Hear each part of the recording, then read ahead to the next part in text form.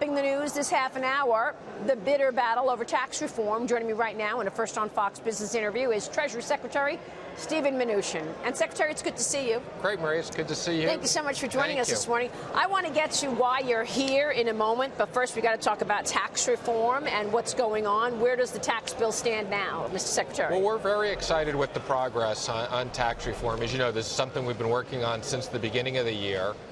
We have the budget passed with reconciliation instructions. We expect the bill to come out very quickly and get this to the president to sign this year. Can you live with this bill without eliminating the state and local tax deduction?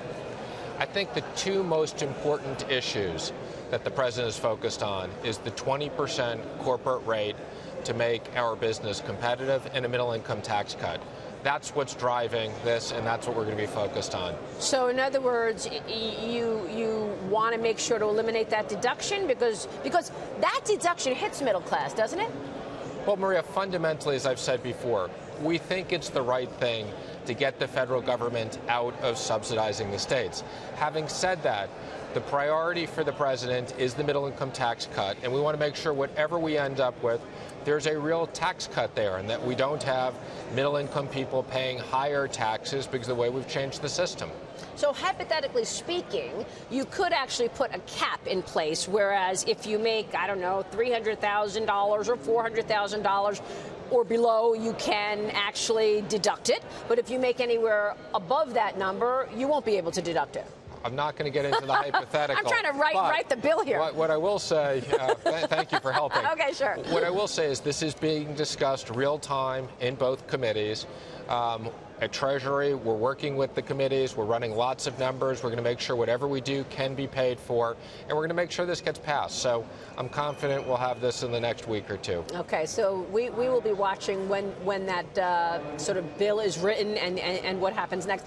Let me ask you about the budget, because obviously this budget was $500 billion overspending. Next budget in 19 is looking about $500 billion overspending. From your standpoint, when does it become a priority to start getting your arms around the debt? I know that people have been saying, how do you pay for the tax plan? But you've been pushing back saying, we got to get growth, we got to get jobs, let's get growth moving, and then that will help pay for it. But when do you start saying, okay, we need to put a knife to the entitlements? We need to really start pulling in our spending. Well, Maria, our focus right now, as you know, is growing the economy. And despite what certain people have said about my assumptions, it's factual. If we get an extra 1% GDP, which we think is doable, that's an extra $2.5 trillion.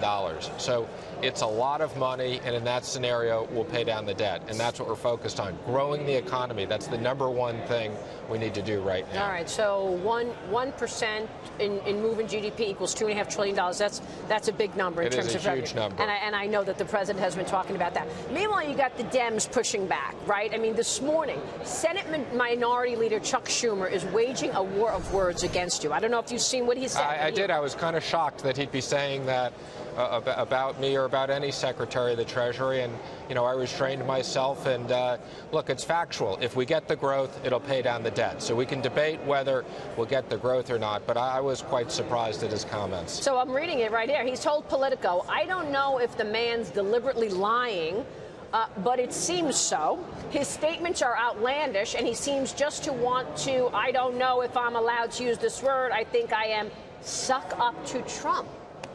Your response? Maria, I've been working with the president for the last 2 years during the campaign. I've known the president for 15 years. I'm focused on economic growth, what's good for the middle class, what's good for business, what's good for creating jobs. And what the Democrats need to realize is they're telling us that's what they want also. We'll let them work with us on these issues. Yeah, but when I interviewed the president last week, I even asked him this question as well. Are you getting bullied by this? I mean, they have a war of words with you. Here we have Schumer telling Politico this stuff about you, questioning whether or not you're lying. But we knew what the talking points were going to be. Even before your plan came out, we knew that the left was going to say this is a tax cut for the rich. So did you get bullied into coming up with this idea that you need a higher bracket? You want to raise taxes on the highest earners? And then you're saying, oh, no, we're going to take this deduction away. Is that why that you have have all of these ideas to make sure to stick it to the highest earners? Maria, not at all. Not at all. The president doesn't get bullied, and I don't get bullied. These are sound principles that we've been working on, as I said, both during the campaign and all year with the Senate and House leadership. And if we come up with an extra bracket, it's all about creating a larger middle-income tax cut. And as the president has said, he's not looking to lower taxes on the rich. Now, we're not necessarily looking to raise taxes on the rich, but the focus here is middle-income tax cut, and we've been consistent on that all along. So anybody who says there's any inconsistency, I don't know what they've been reading. But so and therein lies the issue, right? So what's rich? So let's talk about that for a second. This highest bracket, would that be $1 million earnings and up, or what? Maria, that hasn't been decided, but as you know, the issue is if we get rid of state and local taxes, it impacts different states differently, okay? Senator Schumer has been complaining about this since the beginning of the year, and I understand it would be a 600 basis point increase in taxes on New York, California, New Jersey, and those states. And we're sympathetic to the economy, so we're working through these issues. Yeah, so I mean, that's the thing. I mean, does the president want to pick up the phone and call Mayor de Blasio and call Governor Andrew Cuomo and say, hey, cut taxes? Well, Maria, you know, we had a very good meeting, bipartisan meeting with the Senate Finance Committee. We listened to a lot of ideas. We'll continue. So we're working on this.